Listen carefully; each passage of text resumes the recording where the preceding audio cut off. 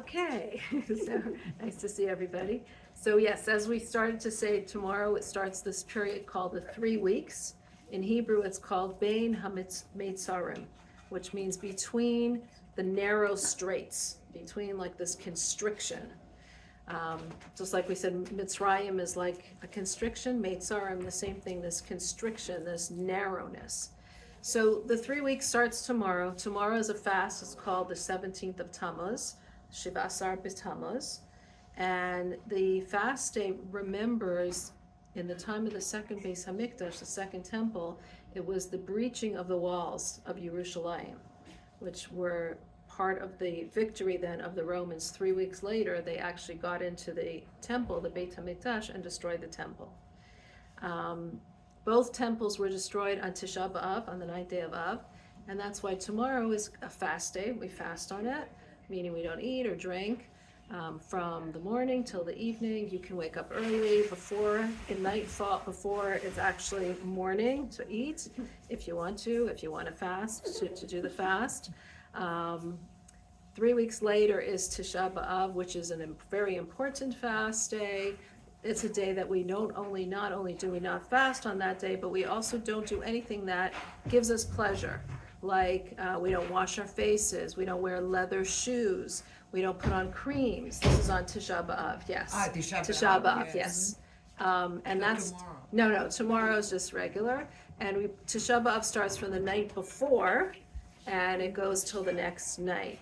So these are ways that we don't wear leather shoes, we don't wash our hands, we don't put on creams, and we don't eat and drink. There's no marital relations on the night of Tisha B'Av, so these are the things that we show our mourning for the temple. If you're able to fast, you can fast. If you're not able, it's a more serious time. It's a more serious day where this entire 3 weeks period is a time of seriousness, where we don't have any celebrations, we don't have weddings during this time, we don't buy new things, we don't cut our hair during this time.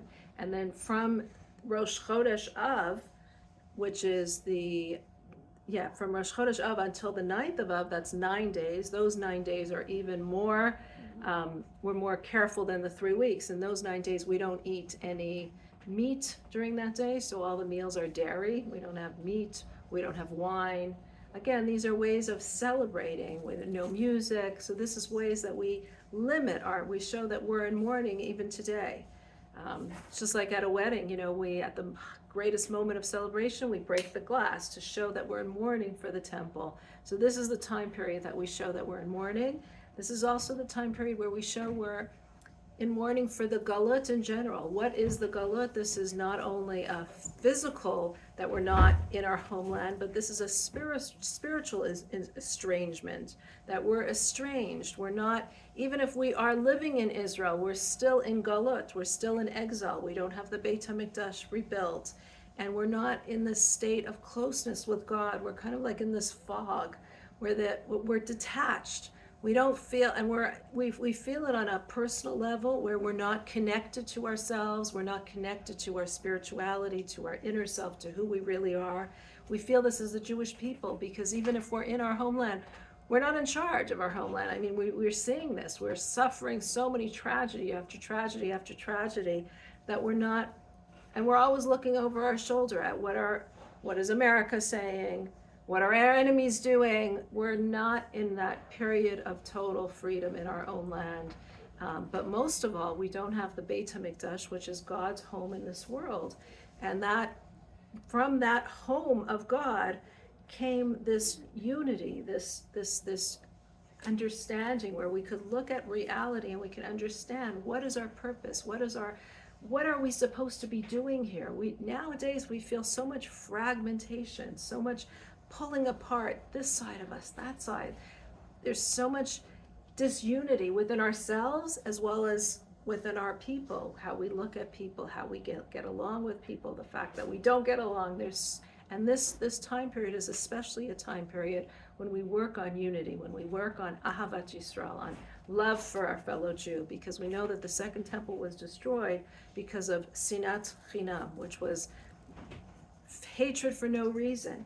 And the way that we repair it is with Ahavat Yisrael, loving, free love, just loving a person and seeing beyond their defects and their mistakes and the things that are wrong about them, but seeing really to their soul, which is pure and which is beautiful. So this is what this time period is really all about. Now, whenever we have a fast in Judaism, or a sad day like a fast, especially these fasts that commemorate such sad events like Shiva Asar B'Tammuz, or like Tisha B'Av, which is a really big one. That's like the biggest fast day because it's really commemorating the temple. All these days are called Eis Ratzon, a time of goodwill, a time that you can get closer to God. And you might wonder, hold on, what's going on? It's such a sad time. It's such a horrific time. And in fact, throughout history, this is not just now, like in the time of the Second Temple and in the time of the First Temple, that these things happen. But we know, even when we look historically, back to the 17th of Tammuz, what happened on the 17th of Tammuz? Right at the very, very beginning. And you could see how this was a date that was set for this rupture, this division between God and the Jewish people. What happened on the first Shiva Asar B'Tammuz? That was the day that actually, anyone? This was the day that Moshe came down from heaven after receiving the Torah. He received the Torah in Sivan on Shavuot.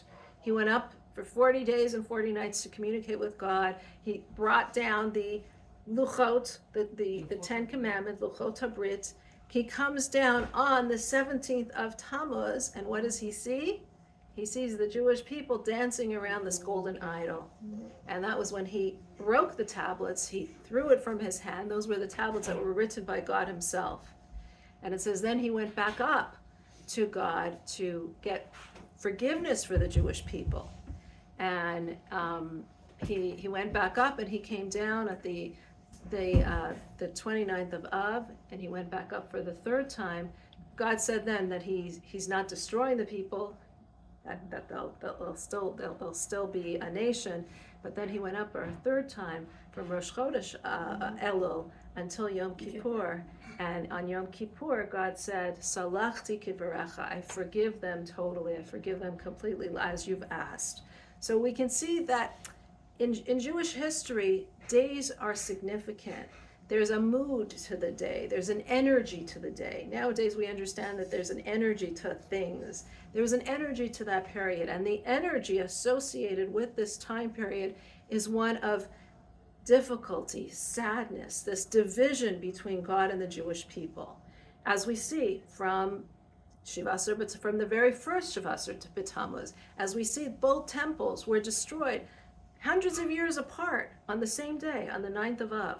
So we see that there's the energy of that day is the difficulty of that day. We know also from the time of when the Jews were in the desert that on the 9th of Av, God said they had returned from the spies, from that bad report that they said about the spies said about the land of Israel. And God said then that these people are going to die in the desert. This whole generation is going to die in the desert. And that was said on the 9th of Av. That was decreed on the 9th of Av. And it says every year, the men, because the women did not participate in this sin, so because the women are always like much more straight. So the women who did not participate in the sin, so none of the women were supposed to die in the desert, but all the men, that generation were supposed to die, except for Shevet Levi, who were also not participating. So every year it says that they would lay down, like the people would lay down in graves that they dug for themselves, because a lot of people would be dying, and they didn't want to have to inconvenience people to drive their graves. They would lie down in a grave, and at the end of the day, those who were still alive would come out. Yeah, imagine, could you imagine that, feeling? Yes. They knew that some of them would be dying on that day, and that's how we see that the 9th of Av was always this day of difficulty. And even the 17th of Tammuz was this day of difficulty. And Yom Kippur, on the other hand, which we're not talking about now, we'll talk about it by Yom Kippur, but that was always a day of forgiveness, of time of forgiveness and joint connection between God and the Jewish people. So if we say that these days are such difficult days, this break between God and the Jewish people, this time of dissolution, this time of where we're not connected, we're not united, the seeds of this disunity between God and the Jewish people are starting during these days. That's the energy in the air. Why do we call it an Eitz Ratzon, a time of an opportune time? Why is it an opportune time? Just a sense of vulnerability. When you're vulnerable, you're open to things, and you're open to forgiveness or forgiving. And I think that's. And why? Why are you open to that when you're vulnerable? You're admitting that things have gone wrong, or that there is wrong that needs to be righted. Exactly right. And when you admit that, then there's an opportunity for so much more growth. So this is a time of any fast day is not, in Judaism, we're very positive people. So even when we're fasting, we're saying there's a positive aspect of it. Even when we're mourning, we say there's a positive aspect for it. We're not the type of people to just stay in mourning. We just see something positive and something good. And what is it that we see that's good? We see even in this time period, which is where we're mourning and we're sad over the destruction of the temple and the fact that we are no longer in our homeland, in our own sovereignty as people of our land, with God, with the Beit HaMikdash having been built, and this unity with God, this revelation of God. Even in such times, we say, hold on, this is an Eitz Ratzon. This is a time that is actually an opportune time, a time that could be turned into something very positive. And that is that we can get closer to God. This is a time where we're supposed to get closer to God. This is a time when it's very possible to become even closer to God. Similarly to what we would say if a relationship, between a husband and wife, it's right after that fight that you've had that you can have the strongest closeness, because you just fought and you just feel like you've completely broken this bond of one another. But right after that is when you can actually come closer to each other. The relationship that has fought and that has felt this disharmony is now able to somehow dig deeper to say, hold on, this fight is not going to define us. This fight that we just had, this argument that we just had, is not really who we are.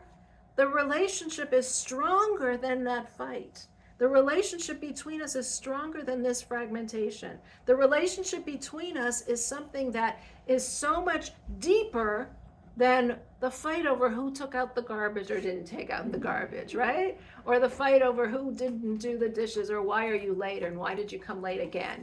The fight, that's an external part of the relationship, but the relationship itself goes so much further, even when something is really, really wrong. In fact, when something is really, really wrong, that is when you need to investigate the relationship and say, hold on, can the relationship be saved? And if it is, in order to save this relationship, I have to dig deeper to understand, what is this relationship really? How strong is this relationship? How much do I feel for my spouse? How much am I ready to dig deep within to repair this relationship? And so that's why a time of a fast is an Eitz Ratzon, is a time that's an opportune time for us to get even closer. And that's why it says that these days are called, the 3 weeks are called Bein HaMetzarim, between the straits. And what does this mean? When you talk about, we're not saying that it's called the roadblock, that you're blocked from going further. We're saying you're constrained, you're made, you're held back, there's limitations. And let's think of things that have that kind of limitation power, those powers of limitation. When you take, for example, a hose that you spray. So the hose is this, there's the water that's coming out of the pipe, and it's coming very fast out of the pipe.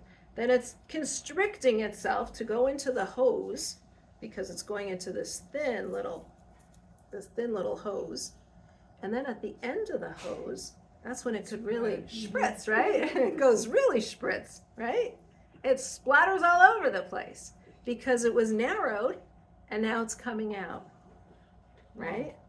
And that's the idea of what Bein HaMetzarim is. we're constrained, we're mourning now, we're looking over things, we're thinking about our relationship with God, we're thinking about what we need to be doing to strengthen the relationship with God. And that's why it has the opportunity to actually, at the end of it, strengthen the relationship, deepen the relationship. It's able to spritz out even stronger after that. A similar thing we see with the shofar that we blow, right? You have the shofar, you have the person with their big breath, and you're blowing into the shofar, which is constraining your energy and your breath. And what comes out? This big blast, this big noise. And a similar idea, that's what Bein HaMetzarim is. This time period is meant to constrain us, to constrict us, to think about the mourning, to think about our relationship, to think about what went wrong in this relationship. But more than that, how can we make it better? And if we use that time to how can we make it better, what comes out is something spectacular. And that's what we focus on. This is Right? so nice. Always so positive, right? Right. It's really, yeah. Wow. And we see this historically as well, something so fascinating. When the temple was destroyed, it says the Romans destroyed the second temple. And what happened? Inside the temple, the holiest place of the temple was the Aron. And inside the Aron were those luchot that we're talking about, those broken luchot. Which, by the way, the broken luchot, we see the same thing in the history. What happened to those broken luchot? Those first luchot that Moshe took, that were written by God, that were so holy, he took them and he threw them down. Then God says, okay, now you threw down my luchot, now you write your own luchot. Pesal lecha, you engrave it yourself. And that's what we did. We actually engraved it. Moshe engraved it ourselves. It was a human endeavor. And what happens from these human endeavors is that it might not have the same potency as God's, but it's ours. We did it. And so it has the ability to be so much stronger and so much better because it was made by us. Not that it's actually stronger and better physically or even spiritually, but that it can actually permeate within our reality. See, when we work on a relationship, it actually makes it ours. When a relationship is going smooth and everything is going well, it's nice. Everything is great. It's boring. It's boring. Sometimes we like boring. Sometimes I wouldn't mind boring, right? Okay. But it's everything around you. You don't have to really dig down into yourself. It's almost like the relationship isn't yours. You don't own it. It just happens to be so wonderful. So of course I'm in this relationship because everything's going great. But what about when something goes wrong? Could be an external thing that goes wrong. There's a sickness, there's a financial crisis, there's who knows what, there's a big problem. When something like that happens, you need to dig further in to really see, well, hold on. My relationship isn't dependent on health, on financial prosperity, on things going well. It's much deeper. My love for the spouse is so much deeper than that. And that's really what Galut is all about. It makes us dig deeper into ourselves to say, hold on, what's our relationship with God really about? What is our relationship and connection to God? It's about this essence, this bond that's completely unbreakable, no matter what. That's really what Galut revealed throughout all the ages. We weren't always seen as God's chosen people. On the outside, it wasn't revealed. God's chosen people, this is what he does to them. That's what people were saying. That's what we might have said ourselves. If we're God's chosen people, why are we having it so hard? Why are we suffering so much? So it's easy to be God's chosen people if we're God's chosen people and we're being treated as such. But it's hard to be God's chosen people. That's when we start questioning this connection. We start questioning what this relationship is all about. And we need to dig deep within ourselves to really understand the deepest parts of ourselves, who we really are. And once we really dig into who we really are, just like in a relationship, when you really need to think about, hold on, the relationship is not anymore financially beneficial. There's a health issue. There's this problem, that problem. But I still feel this closeness because We are connected no matter what we're going through. There's something deep inside of us that is completely unshakable and completely unbreakable. And that's what we see as well. When the temple, it says, was destroyed, when the Romans destroyed the Beit HaMikdash, it says inside the temple, we said the holiest place was the Aron, right? Which had the luchot in it. And inside the luchot these were the luchot that were broken, that were actually written by God. On top of the Aron were the kruvim, which were the shape of a masculine and a feminine, two cherubic faces, like embracing one another. And it says it was very miraculous when the Jewish people were in a good relationship with God, when they were keeping Torah and mitzvot, they were interested in Torah and mitzvot, the kruvim were hugging each other. And it says when they were not, the kruvim looked away from each other. Wow.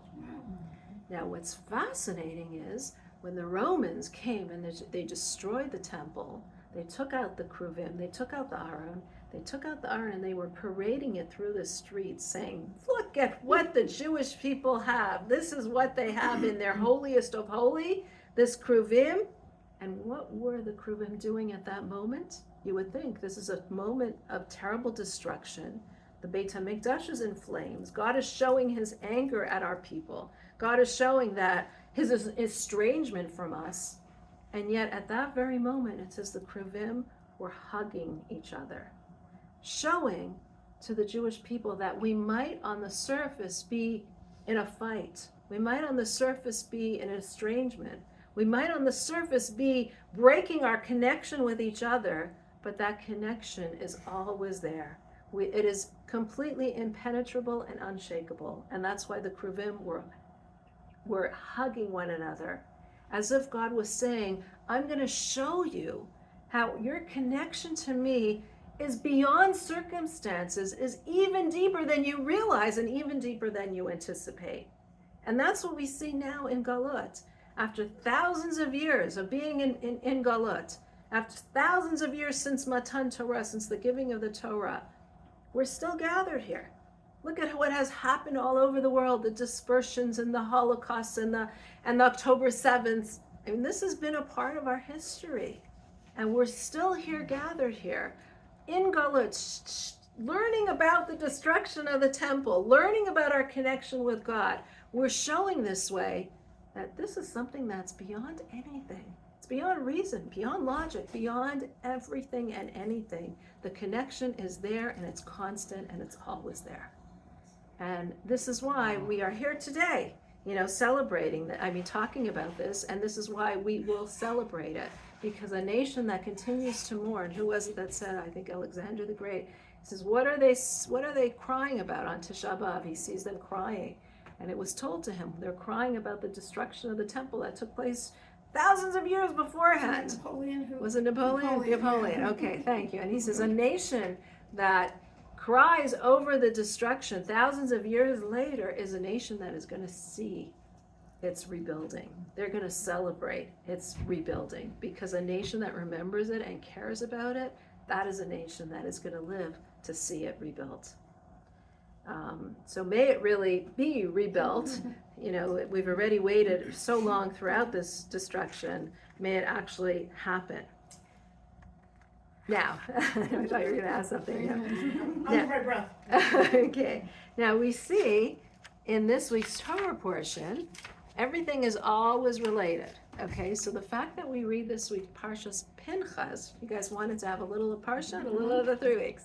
The fact that we have Parshas Pinchas reading during this time period of the Bein HaMetzora means that there's a connection. There's a connection to it. What is the connection? So there's actually a few connections. What's happening in this week's Torah portion? So first of all, we start with Pinchas. And Pinchas, we've already learned, we started talking about it last week, how when we spoke about Balak hiring Bilam, and Bilam was not able to curse the Jewish people. He was only able to give the greatest blessings to the Jewish people. But he had an idea. He said, incite the Midianite women, hire the Midianite women, and hire them to seduce the Jewish men. And when they do that, and they'll serve the Pa'or, the Midianite idol, And when they do that, God's wrath will be up against the Jewish people, and the Jewish people will be punished, and then they will be killed. Many of them will be killed. And that's exactly what happened. The Midianite women were brought, and they brought, even the Midianites were so excited to bring their women. It says even the princes were brought to be these prostitutes, to be hired to lure the Jewish men into sinning. And at the very end of last week's parsha, we heard about this one person who was actually the head of the tribe of Shimon. His name was Zimri, and he was cohabiting in his tent with this woman whose name was Cosby, and she was a princess of the Midianites. And he came to Moshe Rabbeinu, and he affronted him, and he says, "What's wrong with me cohabiting with this woman? You, after all, married a Midianite yourself." And at that moment, Moshe didn't have a response. He didn't have any kind of response what to say. And it says Pinchas went over to Moshe, and no one else had a response, perhaps because it was something personal that Moshe had married this Midianite woman, this Zipporah. Of course, she had converted, and she was a completely Jewish woman before he married her. And this was not the case here. He was just cohabiting with her.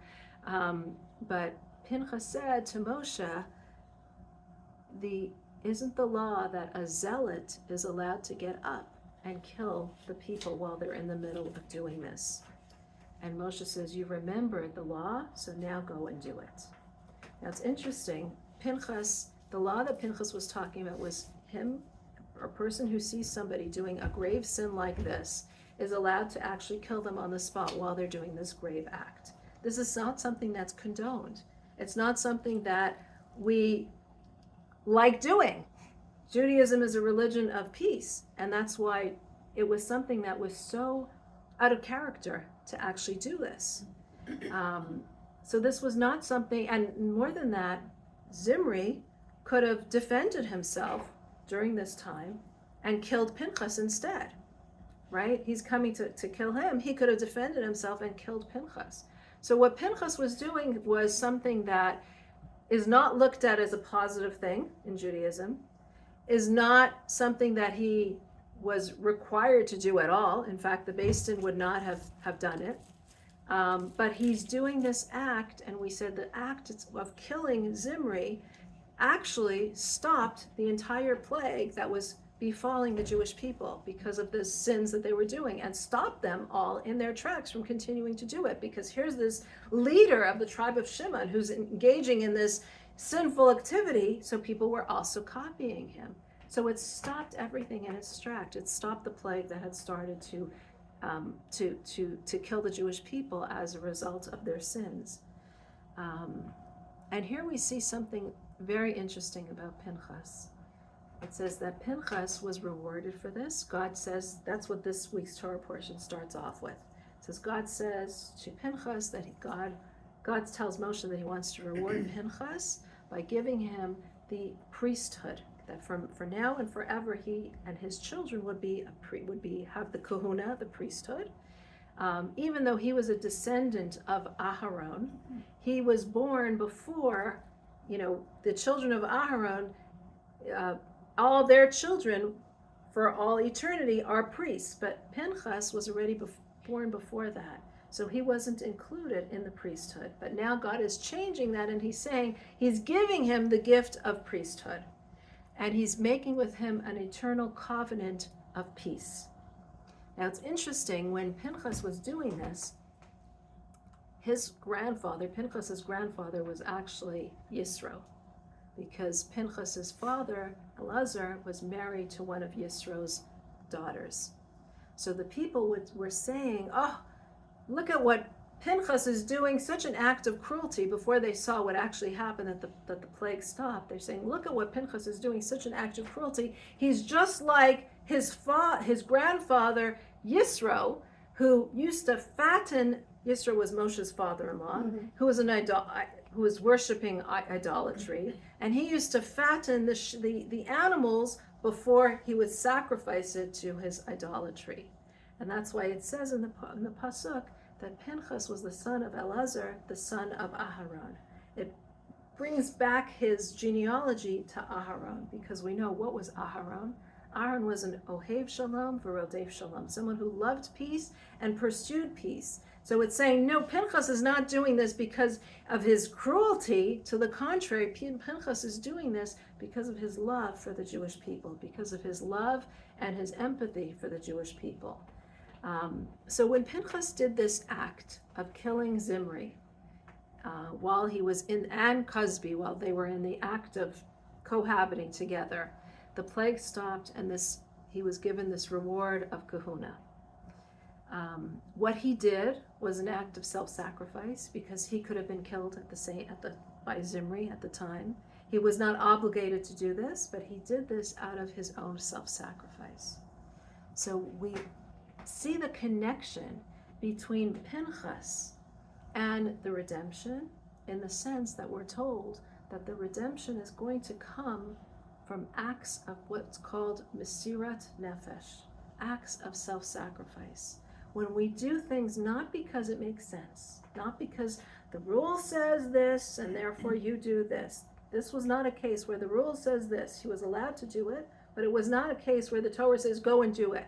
He did it because he felt this is breaking up the Jewish people from God.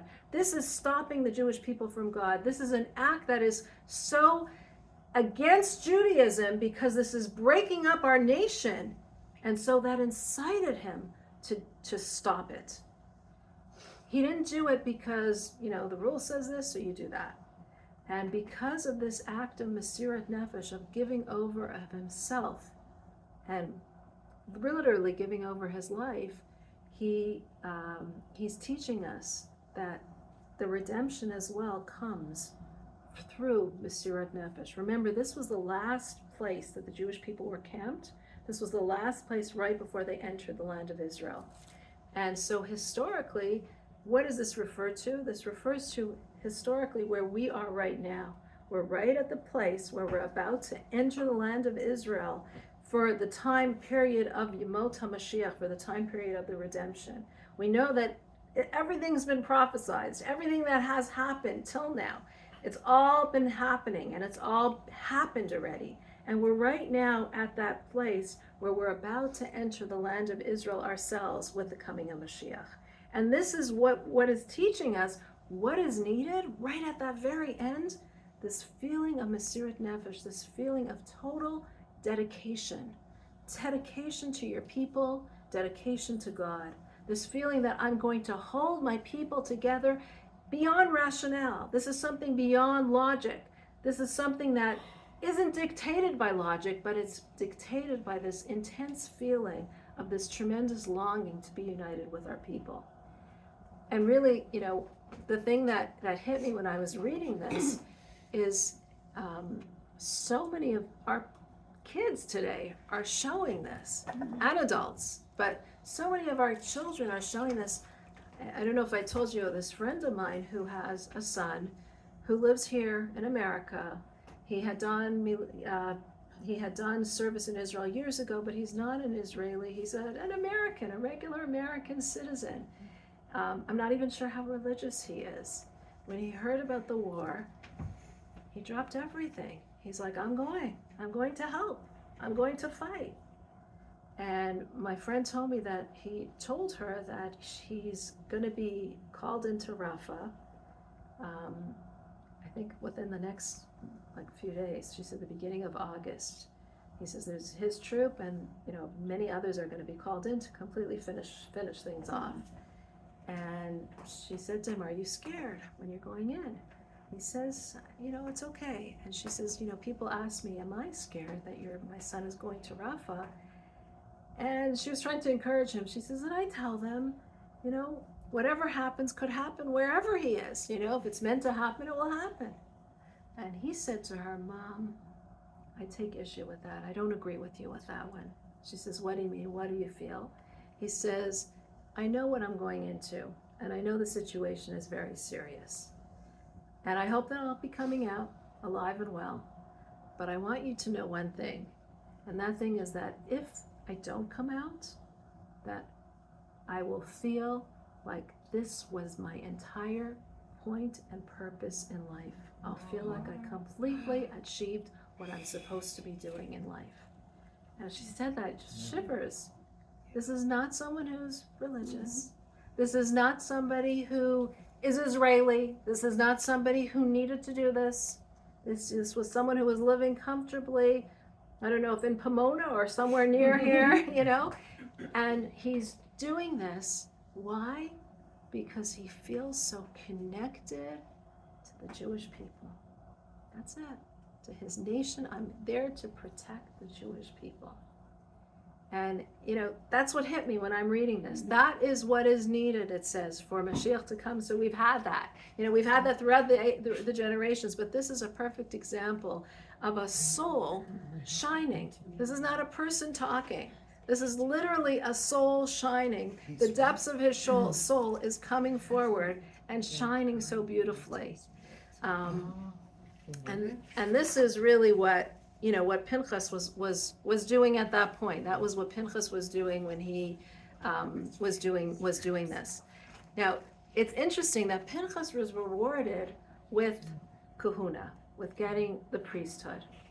Now, let's think about priesthood. Priesthood is not something that you can work hard. Like if I'm really, really good and I really try and I pray all day long, I'm going to become a priest, right?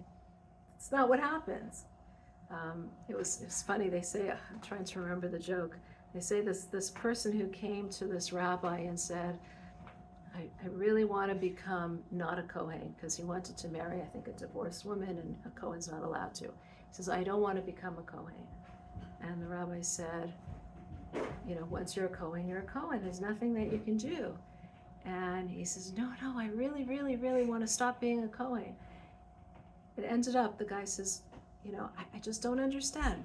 My father wasn't a Kohen, so why do I have to be a Kohen? And so the idea is, once your father is a Kohen, you're a Kohen. Once your father's not a Kohen, you're not a Kohen. It doesn't really matter.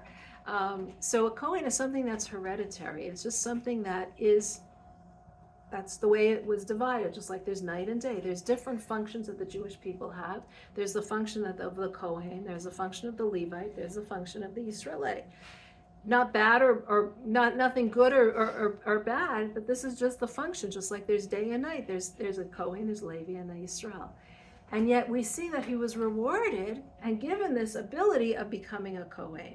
So what this means is that he actually had this potential within him, this gift within him, but it wasn't revealed. It just needed to be revealed. And this is similar to, there's two kinds of revelations that we can talk about when it comes to Mashiach coming. And the revelation is similar to a teacher teaching a student. When a teacher teaches and comes to the student, comes to present a class to the student, there's two types of teachers. There's one teacher who comes and they say a whole lecture. And it could be a brilliant lecture. But the professor comes and he says his whole lecture, and the professor is brilliant. And the students are listening to the lecture, and they're getting maybe 1% of the lecture, maybe 5% of the lecture. The teacher's brilliant. He's going on about physics and mechanics and all these things, and they're quantum, who knows what. And the students are getting some of it, but they're getting a small part of it. It's still worthwhile because the student is realizing, wow, this subject matter is infinite. There's so much to it. There's so much to learn and to grow, but the amount that he's actually absorbing is small. Then you have another kind of lecturer or professor who assigns the students to do a lot of work, a lot of research, and put in a big paper that they have to give in to the professor. Now the students are very much learning the material on their own. They might not learn enough of the material to understand what the professor knows. You know, they're not going to be as genius as this professor, but they will understand, they'll have worked on it, so they'll get a lot of it on their own. So there's benefits of each side. The professor that's lecturing on this, giving this amazing lecture that's so brilliant, he's bringing out these amazing points, and his students will realize that there's so much more that I need to do. On the other hand, The other professor who actually assigned a paper for the students to research, they've absorbed it. They've worked on it on their own. So we say the coming of Mashiach is going to have both advantages of being a gift from above, God's gift to us, which is going to be huge abilities, great abilities, huge revelations, huge connections of us to God, huge revelations and understandings that we never experienced, just like Matan Torah. But it will also be that we're working on it. Throughout the exile, we've worked on it so long that there will be that advantage as well, that we are going to be able to absorb it. When we look back at Matan Torah, the giving of the Torah, there was these huge revelations of God, God speaking to the Jewish people, thunder and lightning and tremendous things. But right after, we have the sin of the Egel, the sin of the golden calf. So the absorption wasn't complete. It wasn't complete because it wasn't something they tried to get to that level, but they didn't succeed to really get to that level. The revelation of Yemot HaMashiach, of the coming of Mashiach, is going to be such, though, it says that it will have the advantages of both. The revelation will be amazing, and the absorption will be amazing, because we will have worked on it for all these years of exile. Pinchas is an example of something similar to that, where he himself was getting this present from above, but he had worked to get it. He had worked to get it in the sense that he got the reward for what he had done. And that's why it says that Pinchas is actually the soul of, anyone know? Yes, and I just read this too, where he was the soul of, I'm almost going to say, Someone who attends the Brit Milah of every Jewish boy. Eliyahu. Eliyahu. We're told Eliyahu, the angel. Eliyahu was an actual person, but he actually was the soul of Eliyahu. We're told that Eliyahu is going to be he went up to heaven alive, and so he's an angel that comes every time to a Brit Milah. He comes down and he's present at every Brit Milah. When we invite people to Brit Milah, we know that we don't actually invite to Brit Milah because we know Eliyahu is going to be there, is going to be present. That's why you'll say the Brit Milah is going to take place on this and this day at this and this time, without actually saying, can you please come to my Brit Milah? Because we're not inviting Eliyahu, and if Eliyahu is there, how could someone not come? Right. So Eliyahu is there at every Brit, and it says that Eliyahu is going to actually give us the news of the coming of Mashiach. And Pinchas is Eliyahu. This Pinchas is Eliyahu. This Pinchas who had that self-sacrifice for the Jewish people is actually Eliyahu as well. One last thing that I just want to point out before we stop, and that is about at the end of this week's Torah portion, we have another incident, and that is the 5 daughters of Tzlafchad, who come before Moshe and say, Moshe, our father died in the Midbar, in the wilderness, and there was no sons. And you said in the laws of inheritance that you're dividing the land of Israel. The laws of inheritance goes that the inheritance goes to their sons. You're dividing the land of Israel according to the men, but our father had no sons. So we're asking that it should go to us instead, that his portion should go to us. And at that moment, Moshe did not know the halacha, the law. He asked God, and God came back and said, the daughters of Tzlafchad are correct. The law is that if their man has no sons, then the daughters do inherit his portion in the land of Israel. And again, this is just interesting because remember, we're at that last stage, right about to enter the land of Israel. And historically, we said everything repeats itself, just like Shavasar B'Tammuz repeats itself and Tisha B'Av repeats itself, the energy of that time. The energy of the time that we are in right now is we're about to enter Yemot HaMashiach, the time of redemption. And this is where we see that the women, these 5 women, stand up and they say, we want a portion of the land of Israel. The land of Israel is so beloved to us. While the spies didn't convince the people not to go into the land of Israel, these are the women who are saying, we want a portion of the land of Israel. The land of Israel is something that is so important to us. And this standing up of the women, this bringing out a point, this going up to Moshe, and it says they were very learned. We're not going to go into the whole story, but they were very learned women, and they brought a whole argument of why they should get the land of Israel, a portion of the land of Israel, and they were successful. And there's this whole law, this mitzvah, that came about because of them.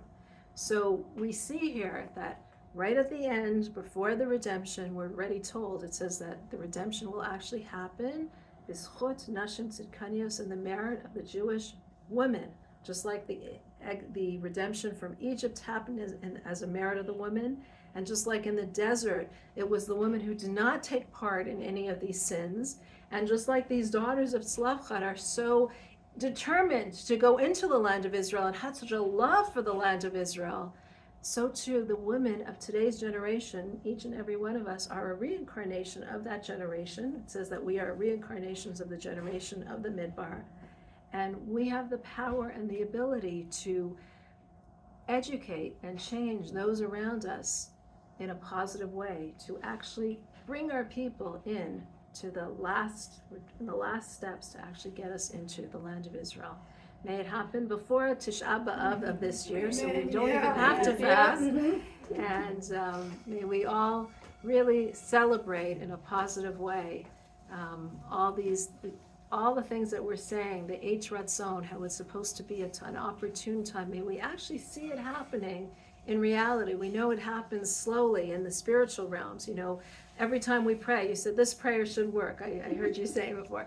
Every prayer that we say helps in some way. We don't see it always, but we want to actually see it, that it's actually brought down to this physical plane of reality, that it happens here and now, that we can actually see it happening and experience it, and see not only how the relationship with us and God has been strengthened over the time period of exile, but we want to actually see in reality, yes, we know it's been strengthened, we know the good has come out of it, but we want to see now the positive in actual reality.